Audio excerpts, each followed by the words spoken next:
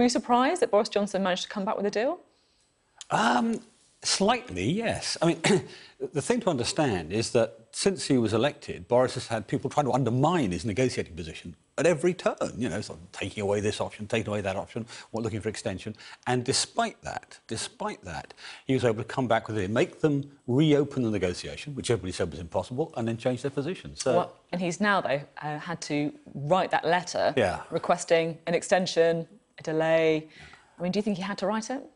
Yeah, I think he had no choice. That was the law. But the irony, of course, is that the Parliament can instruct you to do something, but they can't instruct you to change your mind.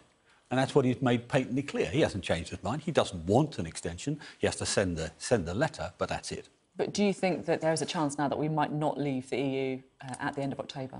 There's a chance, but I don't think there's a probability. And why not? What do you think will stop? Well, because he's got this deal, and you have to understand that the risk of no deal from the European point of view is, if anything, much worse than the risk for us. I mean, there's a downside for us, a turbulence that will come out if we have no deal. But the risk for Ireland is terrible. The risk for the Netherlands and Belgium, the cross-channel traffic, is terrible. The risk for Germany is 100,000 jobs. So they want a deal to happen. So they want this deal to get through. They've struck the deal, they want it to happen. So I think they'll do everything possible to make it happen. But what can they do? It comes down to Parliament now. And if you say that no deal will be so bad for them, then maybe they're just going to grant another extension and we won't end up leaving. I think the first thing they're going to do is not going to answer until the end of the month. That leaves Parliament with having to make a sort of gamble, if you like. You know, if it rejects this deal, if it alters what's called the WABE, the Withdrawal and Implementation Bill, the piece of law that makes it happen. If they don't accept that or mess it around, then they themselves, Parliament, are ending up taking the risk of precipitating no deal. Ironically, yesterday's vote actually makes no deal slightly more likely, not less likely. It's interesting, isn't it? Because you do admit that there is a chance that we may not be out by the end of the month. And I just wonder, was it a mistake for Boris Johnson to be so firm in his promises that that would happen? I mean, just to take one example of the kind of thing the Prime Minister has been saying recently, we are getting ready to come out on the 31st of October, come what may, do or die. That might not happen now. He's written the extension. No, I see what you're saying, but go back to the first question you asked me, you know, this deal. Why did this deal happen? Why did they reopen the negotiation? If you look back over 3 months, you can see every time Boris was firm and determined about it, they came to the table to talk. Every time Parliament undermined him, they backed off and started putting new conditions on. He's got to be determined. He's got to be clear about it. He's got to be willing to go to no deal. Nobody wants no deal. I don't want no deal. He doesn't want no deal. But you've got to be willing to go that route in order to get a good deal. And that's what he's done. So do you think the deal will get through Parliament next week? I think it will. There may be attempts to tack delays onto it. There may be attempts to tie his hands in the next stage. Because remember, this is only halfway. Get in the next stage, so you can't threaten no deal. Well, that's when we get to saying, OK, better have a general election. But it'll get through next week, I think. Amber Rudd, who we spoke to a little earlier, just before yourself on the programme, was saying that she would vote for the deal. She, of course, was stripped of the Conservative whip. If she does vote for the deal, do you think she should be allowed a route back into the party? Well, I want the people who've left, and there's the 21, and Amber, as she said, chose to leave. I want them to have a route back, but it's got to be on terms that we will deliver the decision of the British people, you know. But let me just pick up on what Amber said. I mean, it was a little bit disingenuous. She's a great mate of mine, so I can probably get away with this.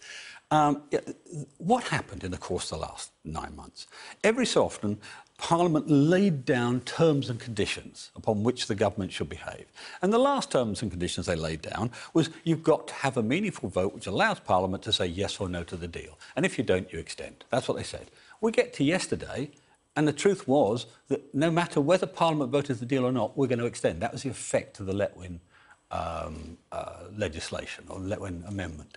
You know, and you can't keep doing that. You can't keep doing that. You've got to actually get behind the Prime Minister and make the deal work. And you can't keep putting conditions on, because all you're doing is helping the European negotiators. And I'm sure they don't really want to do that. I mean, talking about getting behind the Prime Minister and making the deal work, if there are Conservative Eurosceptics who vote against the deal, should they lose the whip in the same way that the other rebels did? When I was a whip, in the most unbelievably tough circumstances of the Maastricht arrangements, nobody lost the whip. Nobody. Nobody was deselected. I stopped them being deselected. I'm not a great believer in withdrawing whips. There are other dark arts that you could potentially employ there in the whips office. Persuasion, for a start. Just actually saying to people, this is the best deal you can possibly have. I mean, just think about it. 2 weeks ago, people were saying this was impossible. That was the words being used by the European Union, by people in the opposition, by John McDonnell, by people like Amber. I don't know whether Amber herself said it, but people like Amber. They all said it's impossible. Now we've got something, let's make it work. You say that it is, in your view, a deal that people should get behind. But there are some really genuine concerns about what's in this deal, particularly from politicians in Northern Ireland. Earlier this week, you said that you would look personally at what Arlene Foster, the leader of the DUP, had to say about the deal, and that it was very important. Well, we now know what the DUP have said, and this is what they've said when it comes to the deal. They have said, these proposals are not, in our view, beneficial to the economic well-being of Northern Ireland, and they undermine the integrity of the Union. I mean, how much cause for concern does that last part give you? You can bet that I look very carefully at this, and I look at all the unionist people, unionist politicians on this matter, and I have some sympathy with one element of it. I'll come back to it in a second. But I think that's wrong. I think it's wrong for a couple of reasons. A threat to the union? No, the details show you actually it's not. And the best test of that is look at what David Trimble said. David Trimble put his life, literally his life, on the line for the Good Friday Agreement. He was one of the authors of it, and he says this is not a threat to the union. In terms of economics, what does it do? Firstly, it says you can take anything, any product from Northern Ireland, sell it into the UK, no checks at all. Going the other way, if it's Britain, the rest of Britain, to Northern Ireland, then and to sell in Northern Ireland, no checks at all either. It's only when we're selling things in Northern Ireland which may go south, or maybe a part of something going south. And so, from that point of view, it's the lightest possible touch. And in exchange for that, they are going to be able to benefit from every new trade deal we do. That's the advantage. So, I looked at it very carefully. I've invested a lot of my life in Northern Irish issues, one way and another. So I care deeply about this, but I think they're wrong. And I thought about it very hard. I deliberately didn't commit myself at the beginning of the week because I wanted to see the detail. And I think they're not right. I mean, the bit where I think they've got a point is that we've changed the mechanism of decision. What Boris has managed to do is get the European Union to accept that Northern Ireland itself will make decisions every few years, every 4 years. They'll make a decision whether this is working for them or not. But the decision is on the basis of a majority, not every community agreeing. That's the one thing. I just wonder if you're underestimating some of the differences, though, because we know that Northern Ireland will have to follow certain EU rules that the rest of the United Kingdom will not, on VAT, on food standards. There will be checks in the Irish Sea between Northern Ireland and the rest of the United Kingdom. And I appreciate that people can choose, certain politicians in Northern Ireland, very important politicians like Mr Trimble, but there are others who have deeply held concerns about what this means for the future of the Union. Yeah, I've no doubt that there's legitimate concerns in that, but just look back at the war. I had the misfortune once of being Europe Minister during the mad cow disease crisis. I mean, a long time ago.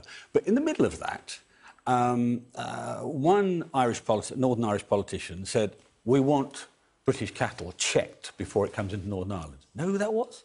That was Ian Paisley Sr., the greatest unionist of all time in many ways.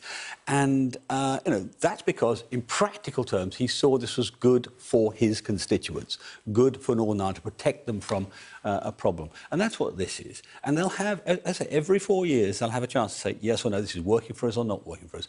And it may sound not very often, but actually these things don't change very fast. The regulations on chemicals or the regulations on car manufacture don't change every few months. They change every 5 or 10 years. And they'll have a chance to actually exercise their judgment on that, which actually is one of the brilliant things that Boris pulled off, because that wasn't even on the table in previous negotiations. While we've got you, we introduced you saying you were the original Brexit secretary. Yeah. What mistakes do you think the UK has made in these negotiations? Well, you need to look at my resignation letter, really. We started off accepting the sequencing. Now, a very techie thing, but basically we talked about the European Union's issues before we got around to talking about ours. We should have been able to trade one off against the other. We gave away too much in terms of full alignment, so-called full alignment. It's all quite techie stuff, I'm afraid. We conceded too much at every turn. We were not tough enough, bluntly. We're simply not tough enough. And I think, and this issue of no deal is quite important in it. The European Union did not believe Theresa May meant it when she said no deal is better than a bad deal. So that's what, all of that telegraphed that we were going to be easy to roll over, and that's what they tried to do. Boris stopped that. Don't worry about techie details. We love a bit of detail on this show. It's fine. And how about you personally? Are there any mistakes that you made? Well, undoubtedly vast numbers. Come on then, give us one. No. I mean, but it's actually for historians rather than me to judge that. Maybe I should have threatened to resign. I don't believe in threatening to resign, but maybe I should have done at the point when we actually made that concession on Northern Ireland. But that was it was interesting on the day. It's quite funny with hindsight. We came back to the House of Commons. I thought this concession we've made will get terrible handling in the House of Commons. Everybody thought it was wonderful. The opposition thought it was wonderful. The ERG thought it was wonderful. Jacob Rees-Mogg thought it was wonderful. And I sit there thinking, maybe I made a mistake in thinking it was wrong. Maybe Theresa was right and I was wrong. Actually, it turned out, of course, I did turn out to be right in the long run. But not sure if that really counts as a mistake then. Oh, no. I wasn't putting that up as a mistake. I was just as an observation. That's all.